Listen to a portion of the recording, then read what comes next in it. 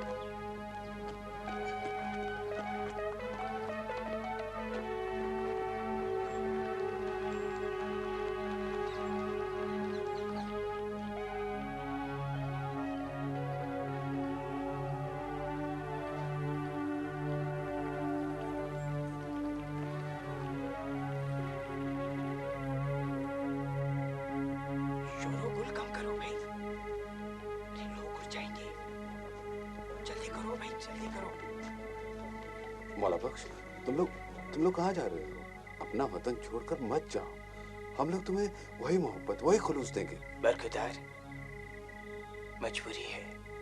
तुम्हारे खलूस पर मुझे कोई शक नहीं, पर खवातीन और बच्चों के मन में दहशत है। अफरा तफरी का माहौल ठीक होते ही मैं वापिस आ जाऊंगा। वो तब तक मेरे घर रहो ना, मेरा घर भी तो तुम्हारा ही है। वतन छोड़ने का किसका जी करता है? खुदा करे ये जो जिन लोगों की वजह से ये तकसीम का माहौल बना है, अंधेरिया उन्हें उनका नामो निशान तक मिटा दे। अच्छा, अब मैं चलता हूँ,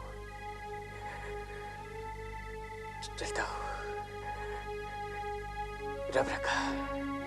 चलो भाई चलो, आओ भाई आओ, जल्दी आओ।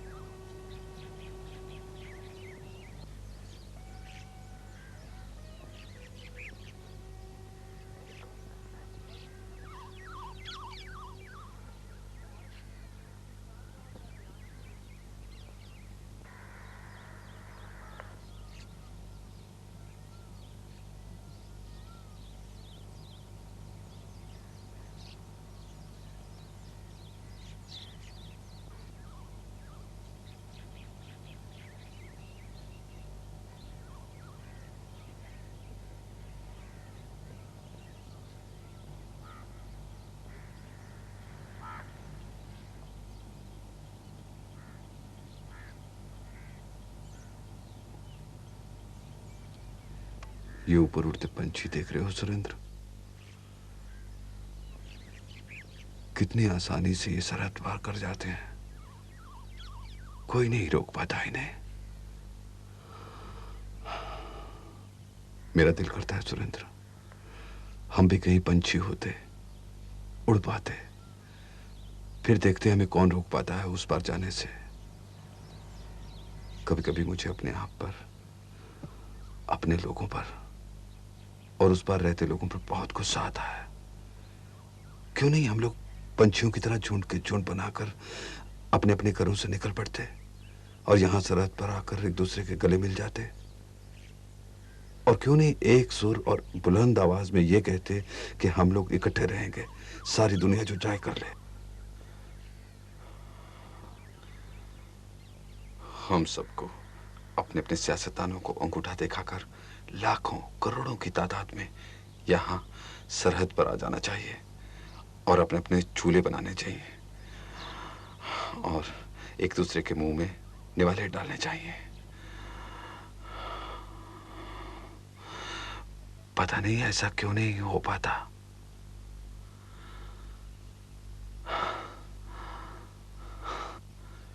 मुझे मालूम है ये दिमाग का खलल है, पर काश ऐसा हो पाता। लॉर्ड चले मास्टर जी, अंधेरा पड़ रहा है। हाँ, चलो चलते हैं। सरहद के उस पार तो जा नहीं पाएंगे, शायद कभी नहीं। मास्टर जी, आपसे बात करना बहुत अच्छा लगता है। अच्छा,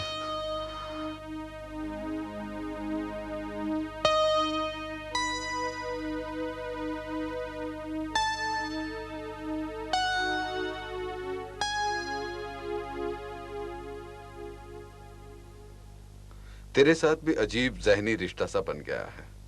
इसे कहते हैं खोपड़ियों की रिश्तेदारी। दरअसल तुम्हारे दिमाग में खलल है, मेरी तरह। लो, लाला हरदयाल।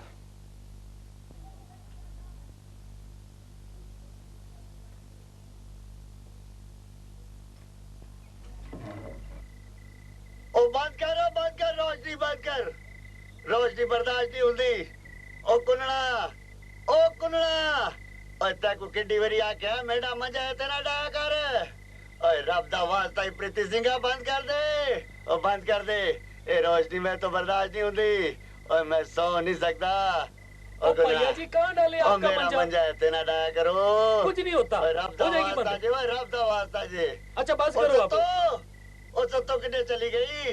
ओए रब दा वास्ता जी। ओ यार प्रीति, ओए मेरी को भैया जी को नेरे में रहने की आदत हो गई है ना, रोशनी बर्दाश्त नहीं होती। हाँ, बंद करता हूँ करता हूँ। मेरी को गाली नहीं छोड़ता। पता नहीं कितने मर गए सारे। क्या करें, ताजा हवा के झोंकों के लिए खिड़की तो खोलनी पड़ती है।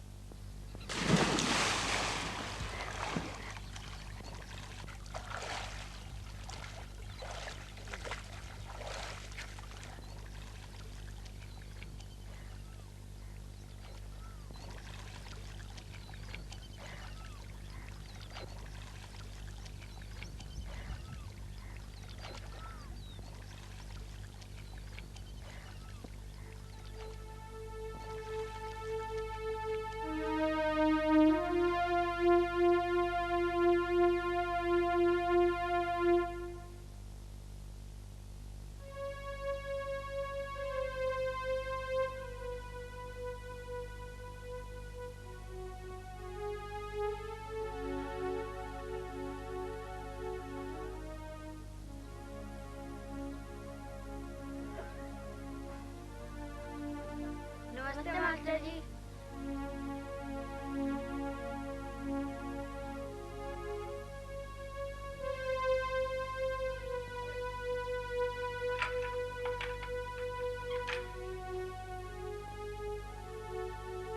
दारजी,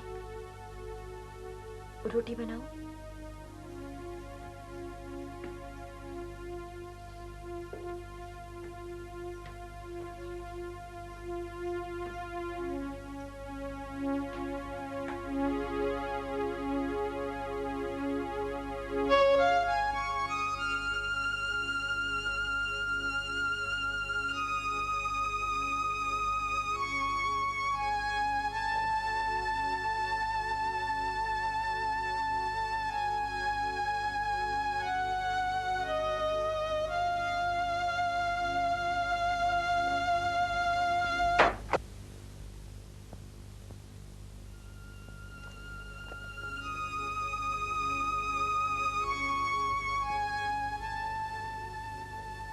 दारजी, अगर सुरेंद्र ने ये सब कुछ किया तो इसमें किताबों का क्या कसूर?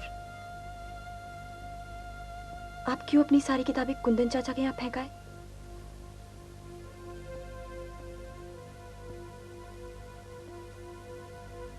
रोटी लाऊं दारजी?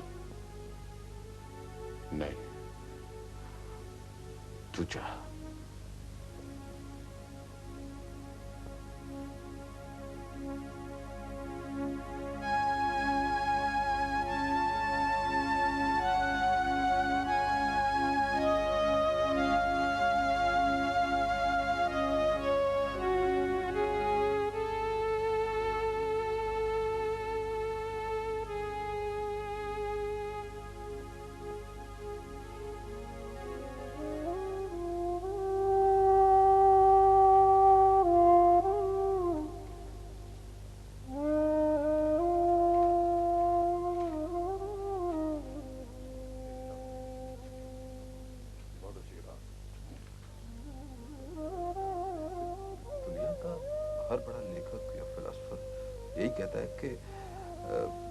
तालीम की रोशनी इंसान के मन के अंधेरों को दूर ही नहीं करती, बल्कि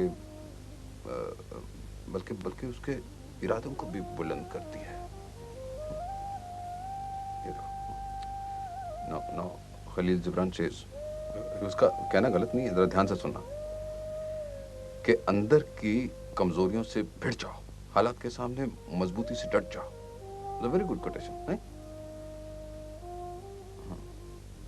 देखो, हम एक ऐसे समाज का इंतखाब करते हैं जिसमें इंसान की उलझन के बोझ को बांट सके। देखो, मिल बैठकर सभी समस्याओं का हल ढूंढा जा सके, ऐसी सोसाइटी चाहिए ना, ऐसा सब कुछ होना चाहिए। जज्बात की लहर में बहकर हम असली मुद्दों को ही भूल जाते हैं। पर नॉट शॉ भी यही कहता है, मुद्दों को समझने का सबसे बड़ा हथियार है तर्क। हम सब मिलकर ये सब कुछ कर सकते हैं। इस नाटक में हम इसी बात को दोहरा रहे हैं। देखो, नट और नटी कह रहे हैं कि ये एक लड़ाई है जो हमें लड़नी है हिम्मत से, ताकत से, ताकि डिवीजन को हम रोक सकें, बंटवारे को रोक सकें।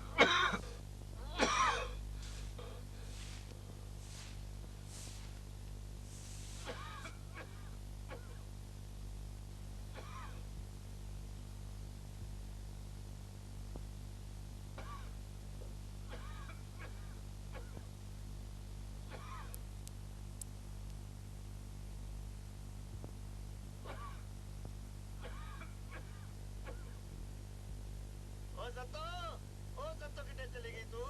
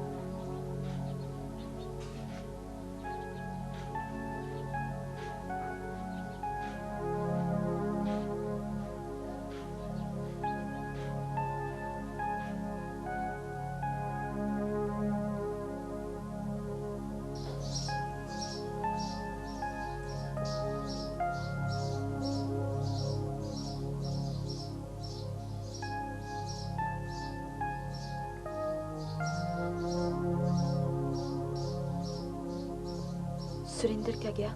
वो तो जैसे सबसे नाराज हो गए हैं। कहाँ तो 10-10, 15-15 घंटे किताबें पढ़ते रहते थे, कहाँ 15 दिन से अखबार तक नहीं छुआ, किसी से बात भी नहीं करते। बीबी नीचे अलग रोती रहती है।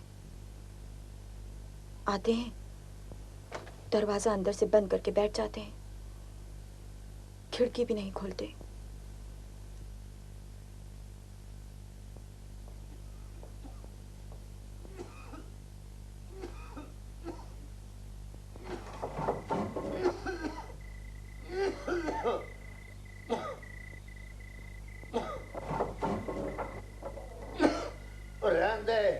रहन दे खुली, पृथ्वी सिंह खुली रहन दे खिड़की। मैं कुछ नहीं कहता, कुछ नहीं कहता मैं, और खुली रहन दे। गुस्सा निकालते हैं किताबों पर, बोरियां भर के कुंदन चाचा की दुकान पर फेंकाए, रद्दी की तरह।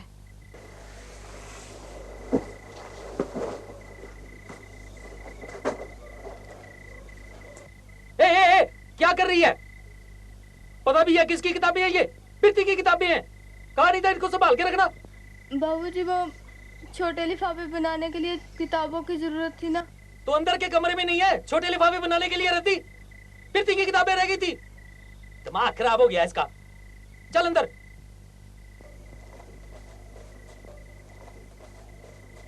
और हाँ विलास, ये डाल किताबें बोरे में और रख दे अंदर।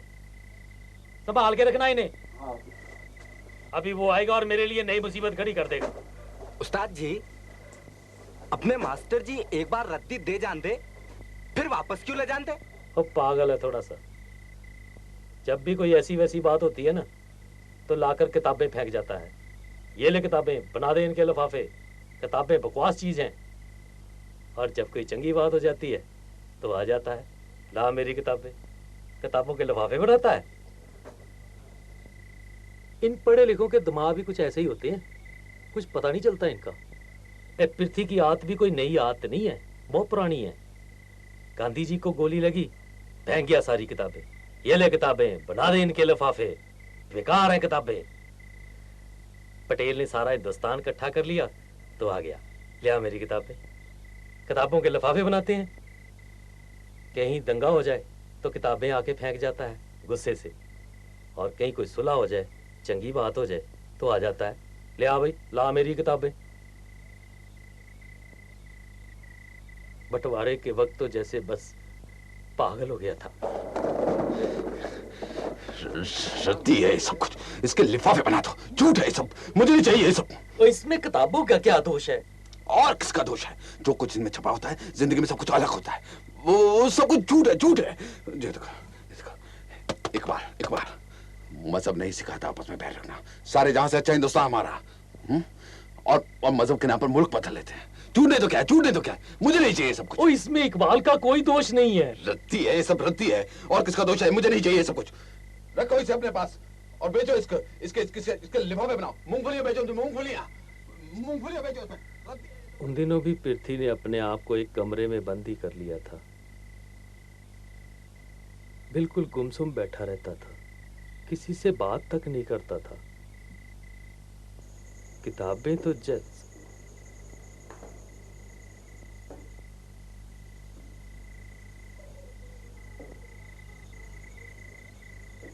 पृथ्वी, ओ पृथ्वी,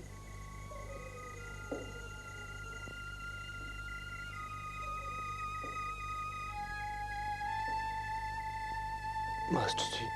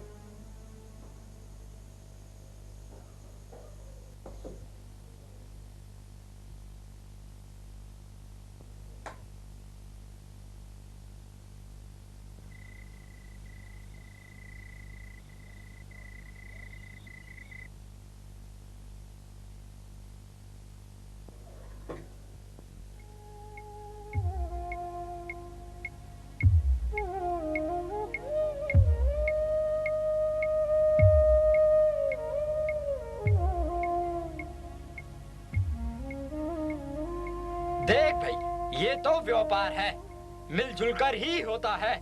तू सरदार फतेह सिंह का सारा खलियान अकेले उठा ले तो मेरे कलेजे पे सांप तो लौटेंगे ही। तू आधा खलियान मेरी दुकान पर फिकवा दे, नहीं तो मुझे रेट बढ़ाने पड़ेंगे। अब वो मुझे माल बेचता है या खरीदता है, तुझे क्या तकलीफ है? तकलीफ तो होगी, तू जो पूरा मुनाफा कमाएगा, मेरा माल नहीं बिकेगा या मुझे मुनाफा नहीं होगा तो मैं तो लफड़े या लड़ाई झगड़े करवाऊंगा ही। तू मेरा क्या कर लेगा? मैं क्या नहीं कर सकता, धर्म के नाम पर झगड़ा करवा सकता हूँ, तब भी आधा खलियान मेरे हिस्से ही आएगा। तू मेरी बात मान और आधा आधा कर ले। वो देखो फतेह सिंह आ रहा है, चल तू मुझे अपना काम करने दे। आइए आइए फतेह सिंह जी, यहाँ सुरिंदर ने आना है। सुरिंदर,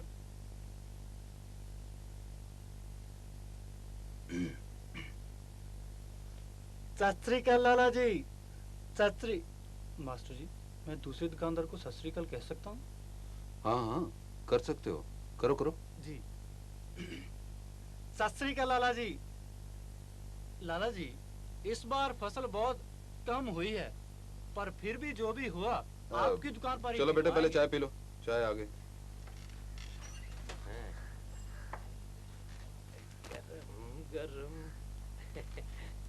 मास्टर जी, प्रोग्राम क्या है? प्रोग्राम बेटे, अब तुम लोगों को कॉलेज में 20 दिन की छुट्टियां तो है ना, तो 20 दिन हम एक एक गांव में 3-3 शो करेंगे, ठीक है? और जिन जिन गांव में शो करने हैं उसकी लिस्ट मैंने निर्मल को लिखवा दी है। कुंदन भाई, वो तुम्हारे कपड़ों वाले ट्रंक और दूसरा सामान वगैरह तैयार है? हाँ एकदम तैयार है, एकदम। और अच्छा, वो दुकान का क्या सोचा? वो मुंडा संभाल लेगा अपने आप, अब तो चाहे 20 के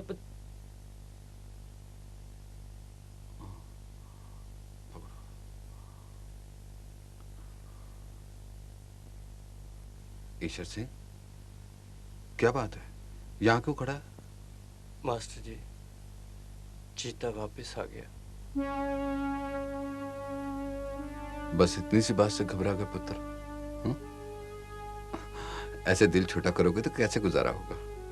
अभी तो पता नहीं जिंदगी में और कौन कौन से इम्तिहान देखने हैं। घबराओ नहीं, मैं तुम्हारे साथ हूं। ईश्वर सिंह जी, फिक्र करने की कोई बात नहीं, सब ठीक हो जाएगा। मैं तो कह रहा हूं मास्टर जी कि आपके पास ही चला जाया करे, सोबत में रहेगा तो हुई बीती भूल जाएगा। सरकार ने तो बेकसूर करार करके छड़ देता, अब पता नहीं किस बात का बोझ है इसके मन पर। जीत बेटे,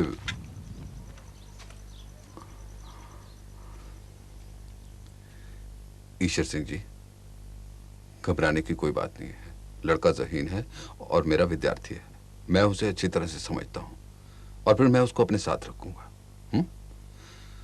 हमारे साथ गांव-गांव जाकर नाटक करेगा तो उससे उसका कुछ मन भी बहल जाएगा और फिर रोशनी भी होगी। देख फतेह सिंह, तू चाहे यकीन कर ना कर, पर मैं सच बता रहा हूं, तेरा भाई तुझसे जलता है। वैसे भी उसका धर्म कुछ और, तेरा कुछ और, फिर वो तुझसे प्यार क्यों करेगा? प्यार नहीं बेटे, पसंद बोलो, पसंद। मास्टर जी, ड्रामा गांव वालों की समझ में आ जाएगा? क्यों नहीं समझ में आएगा, सीधा सादा उनकी भाषा में तो है। लेकिन वो मास्टर जी, दुकानदारों को तो वो गांव के बनी ही समझेंगे ना? समझने दो ना, असल में देखा जाए तो पूरी दुनिया भी तो एक गांव की तरह है ना। वो लोग भी अपने व्यापार के लिए यहाँ वहाँ फतेह सिंह और उसके भाइयों में झगड़ा वगैरह करवाते रहते हैं कि नहीं? पर मास्टर जी, इसका अपनी मौजूदा प्रॉब्लम से क्या लेने देना? ये बात ध्यान से सुनना जीत। देखो, हिंदुस्तान ने खुद मुख्तियारी का रास्ता अख्तियार किया, मतलब अपनी जरूरत की चीजें ज्यादा से ज्यादा घर में ही बनाएगा और कम से कम बाहर से खरीदेगा। तो जिसका माल नहीं बिकेगा वो तो परेशान होगा ही, और फिर वो किसी ना किसी आने बहाने यहाँ वहाँ लड़ाई करवाएगा कि नहीं करवाएगा, झगड़े करवाएगा और घरों में दीवारें डालेगा ताकि और घर बने और उसके माल की खपत और ज्यादा बढ़े। अब मान लो हिंदुस्तान की 2-4 छोटी बड़ी स्टेट्स, अलग अलग स्टेट्स बन जाएं, इंडिपेंडेंट स्टेट्स, तो वो माली तौर पर खुद मुख्तियार तो रह नहीं पाएंगे ना। तो फिर होगा क्या कि कोई इस बड़ी ताकत के भरोसे पर होगी तो कोई दूसरी बड़ी ताकत के भरोसे पर होगी। तो एक तरह से खुल गया ना उनके माल के लिए यहाँ पर बाजार हिंदुस्तान में। तो फिलहाल अच्छे व्यापारियों की तरह वो लोग इन्वेस्टमेंट कर रहे हैं, पैसा भेजकर, आम भेजकर। बाद में हम ही लोगों का खून चूसेंगे।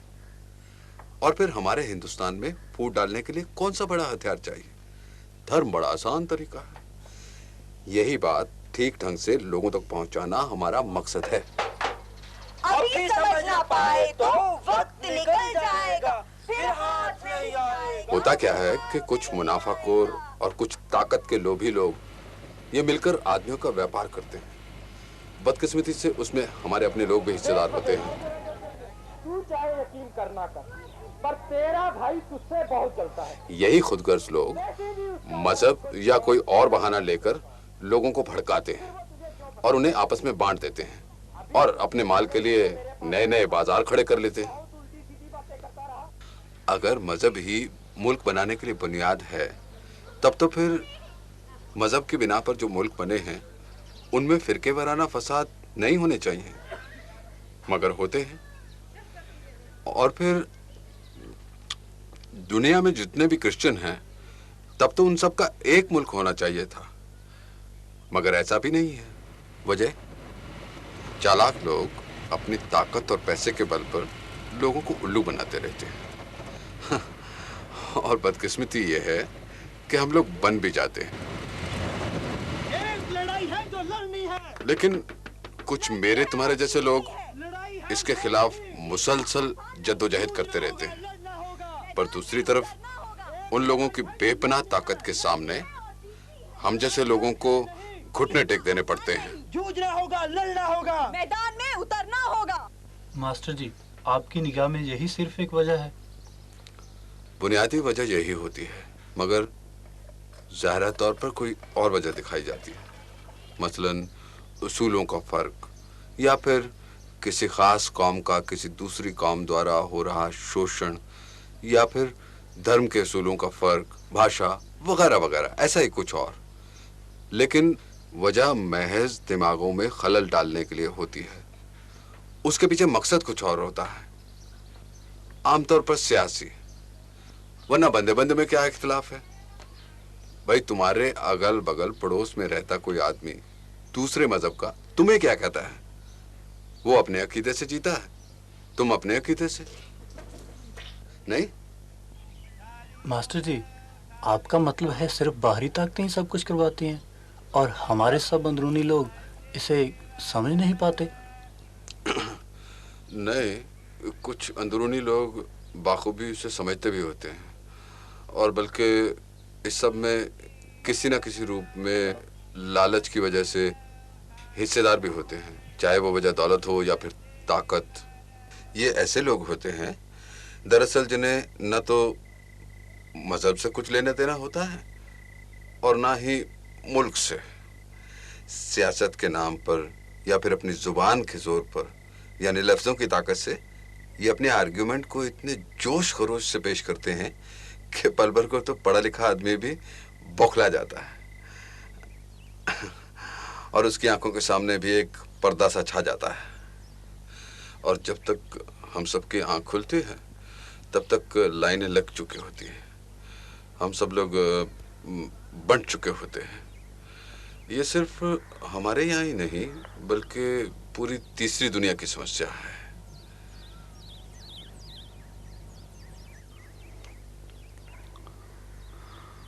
वो उस पार देखते हो ना,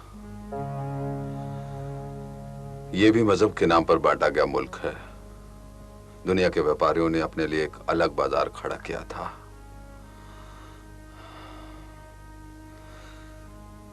बदकिस्मती से इतिहास हमेशा अपने आप को दोहराने की कोशिश करता रहता है, और जो लोग इतिहास से सबक नहीं सीखते इतिहास भी उन्हें कभी माफ नहीं करता।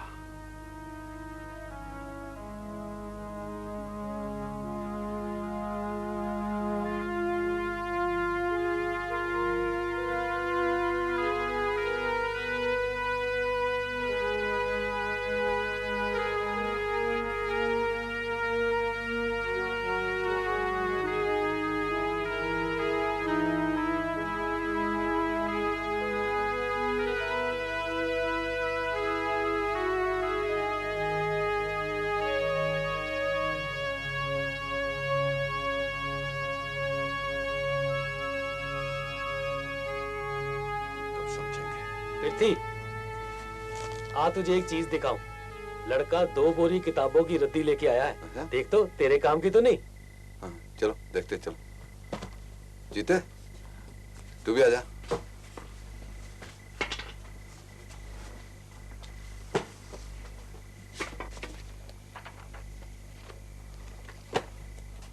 वाह कुंदन वाह, आज तो जैसे तू खजाना लूट कर ले आया है।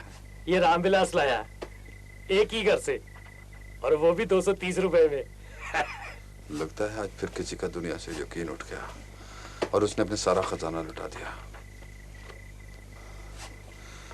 कुंदन, ये सारी मेरे काम की हैं। ले रामविलास, ये ऊपर मेरे कमरे में पहुंचा देना। अच्छा जी। ले जी, ले इसे पढ़ना, बाद में बात करेंगे। ये ब्रेख्त है।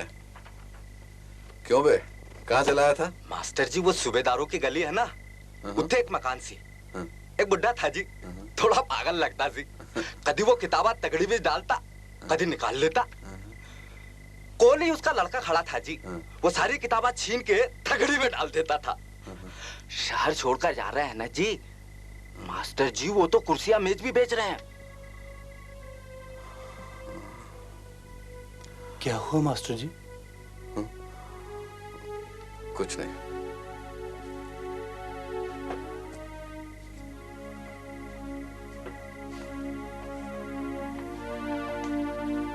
मास्टर जी आप उन्हें जानते थे?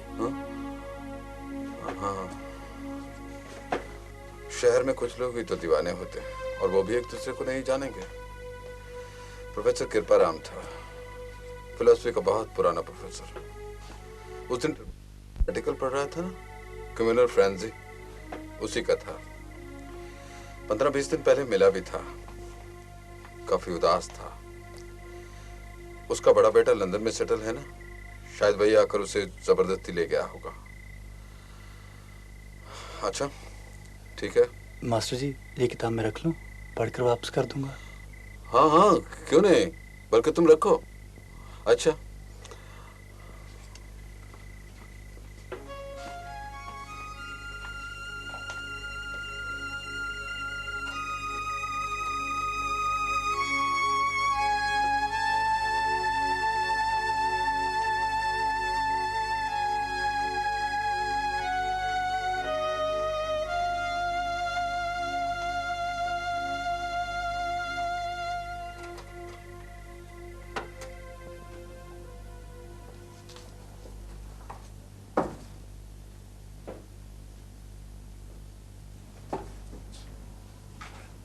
ठीक है ना जी?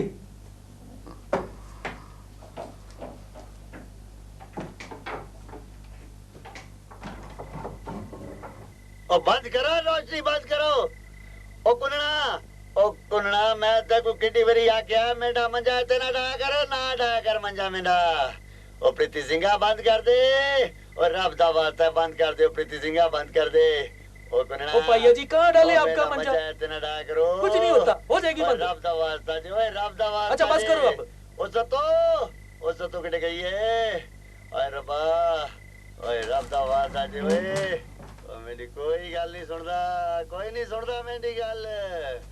आए ओ मैं किते बन्ना, ओए रब दा वास्ता जी, ओए रब दा वास्ता जी।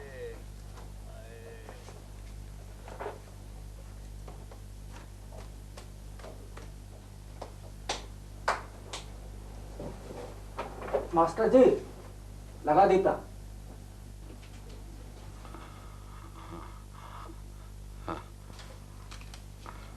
अब मैं जाऊं?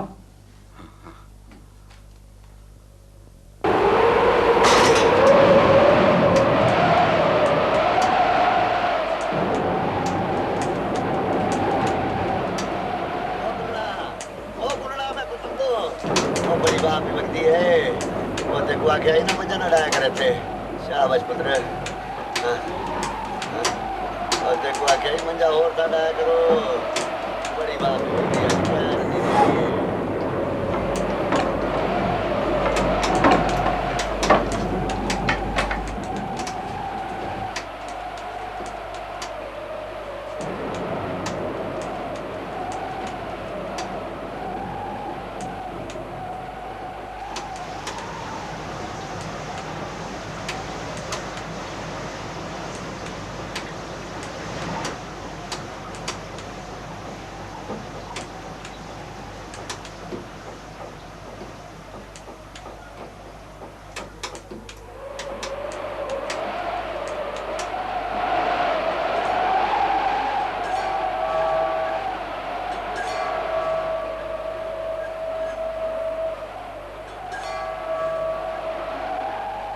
मास्टर जी, आप धर्म के बारे में क्या कहते हैं?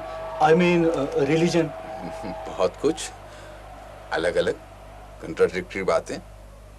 Religion is most secret and meaningful way of life, जिंदगी जीने का बेहतरीन और पाक तरीका। लेकिन एक दूसरे लेवल पर धर्म एक नशा है। जब ये सर चढ़ कर बोलता है ना, तो इंसान को हैवान बना देता है। मेरी निगाह में ये जरूरी भी है और गैर जरूरी भी। देखो, व्यक्तिगत जीवन यानी घर की चारदीवारी तक धर्म निहायत ही खूबसूरत चीज है, पर जब जब धर्म संस्था बनता है, यानी मस्जिद, गुरुद्वारा या गिरजाघर में तब्दील होता है, तब तब करप्शन पैदा होती है और फिर यही धर्म खौफनाक शक्ल इख्तियार कर लेता है और फिर इंसान इंसान को काटता है। और फिर हर बार इन गैर धर्मी हरकतों को ठीक करने के लिए एक पैगंबर पैदा होता है। वो कभी मोहम्मद होता है तो कभी ईसा या फिर नानक। लोग उसके पीछे पीछे चलते हैं।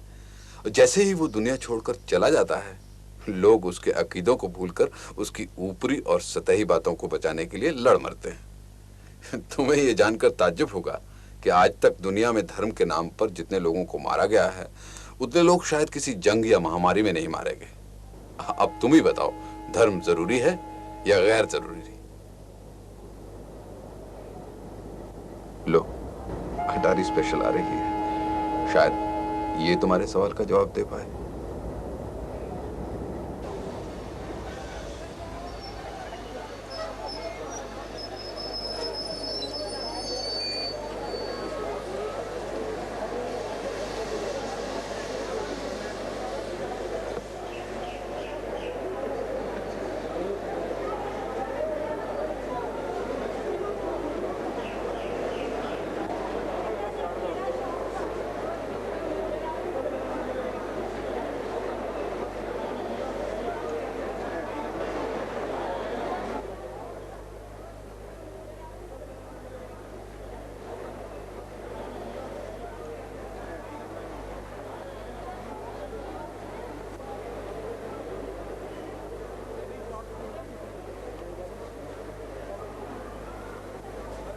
बैठो अब्बा। अस्सलाम वालेकुम। वालेकुम अस्सलाम। हिंदुस्तान घूमने के लिए आए हैं शायद आप? जी नहीं, अब्बा हुजूर को चिश्ती साहब की दरगाह की जियारत के लिए लाया हूँ। ओह, तो जियारत के लिए आए हैं आप? अजी साहब, जियारत तो एक बहाना है साहब। दरअसल पुराने आगरा के हम लोग रहने वाले हैं। खुदा के घर जाने से पहले वतन को एक बार देख लेने की बड़ी चाहत थी। हाँ। बच्चों को कई बार कहा, अजी साहब बड़ी मुश्किल से खुदा के फजल से इस बार मौका बन गया। और यूं समझिए कि जिस्म ढोकर ले गए थे, रूहें तो यही कहीं भटकती हैं। उन्हें तलाशने के लिए आए हैं। कैसा है उधर आपका पाकिस्तान? सब ठीक है ना? सब ठीक है, खुदा का फजल है। लेकिन साहब, जहां आबोदाना ले गया ले गया, बंदे का क्या है? खुदा ने जहां रखा रहना पड़ता है। काहे का हिंदुस्तान, काहे का पाकिस्तान। साहब, दरख्त जिस जमीन में पैदा होता है ना, उसी की मिट्टी की खुशबू ढूंढता फिरता है। बड़े मियाँ, आपने बिल्कुल ठीक कहा। वैसे लोग तो खुशहाल हैं ना उधर? वैसे तो सब ठीक है, अल्लाह ताला का फजल है, लेकिन यहाँ जैसे दिन नहीं रहे।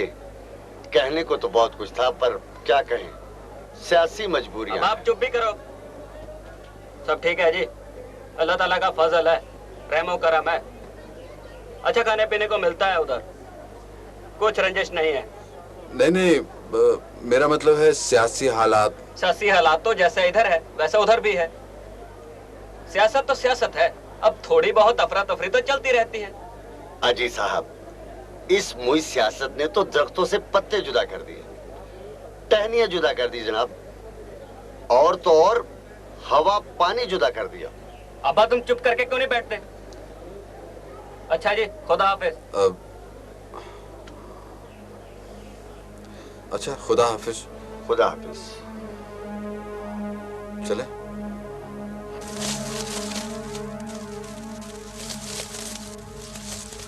मजहब के नाम पर बंटने का यह सिलसिला सदियों से चलता आ रहा है और मुझे लगता है कभी खत्म नहीं होगा। इसीलिए मैं ऐसे किसी धर्म को नहीं मानता जिसके लिए लड़ मरा जाए।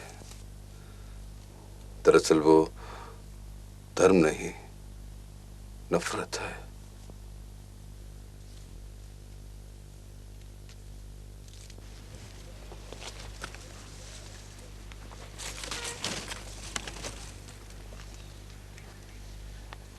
मास्टर जी के विचार कितने ऊंचे हैं। अगर लोग इन्हें समझ पाए तो कितना कुछ बदल सकता है।